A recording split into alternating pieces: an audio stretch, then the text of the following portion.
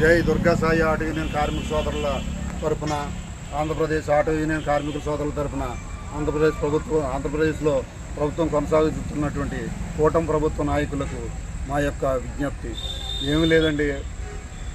ఒక సంక్షేమ పథకం పెట్టేటప్పుడు ఆలోచించి పెట్టాలండి. ఒక సంక్షేమ పథకం పెట్టడం వల్ల ఒక పేదవాడు కడుపు నిండాలి, కానీ ఒక పేదవాడు పొట్టగొట్టే విధంగా ఏ సంక్షేమ పథకం కూడా ఉండకూడదు.